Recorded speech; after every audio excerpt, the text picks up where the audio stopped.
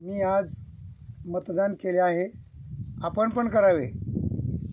पण मी उमेदवार असता वेळेस बूथमध्ये आम्हाला आतमध्ये फोटो काढायला अलाउड केलं नाही आहे.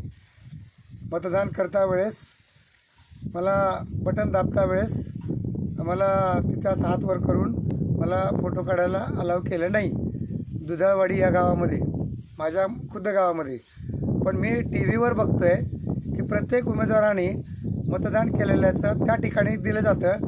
हे किती हे लोकशाही आहे का? ह्या लोकशाहीचा अधिकार आम्हाला बाकीच्या उमेदवारांना नाही का? ज्या वेळेला ह्या मीडियामध्ये सुद्धा 31 उमेदवार आहेत उस्मानाबाद जिल्ह्यामध्ये. उस्मानाबाद जिल्ह्यातून म्हणजे उमेदवार आहेत 31च्या 31. किती वेळेस टी व्ही चॅनलला दाखवले गेले.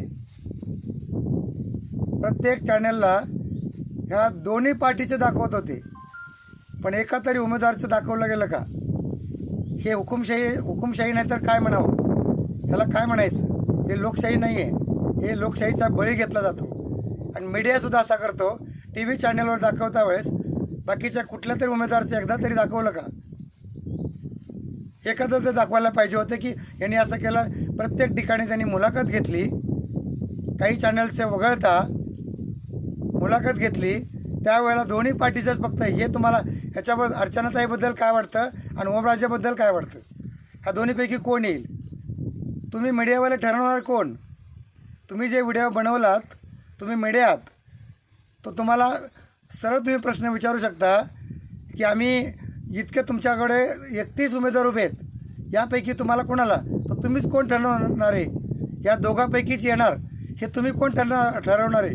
टी व्ही चॅनलवाले जे कोणी व्हिडिओ करतात, जे सोशल मीडियावरचा असो किंवा टी व्ही चॅनलचा असो, हे तुम्ही कोण ठरवणार आहे? प्रश्न विचारताना तुम्ही पण म्हणजे याचा अर्थ आम्ही काय समजायचं? तुम्हाला खरेदी केलं का?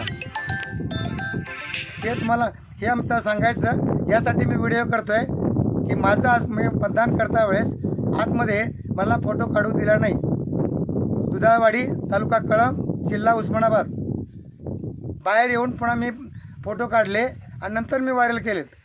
पण आमच्याच जिल्ह्याचे आम्हाला टी व्हीवर बघायला मिळतात की आतमध्ये सुद्धा त्यांचे फोटो काढलेत. उमेदवाराला तरी अलाउ केलेलं आहे.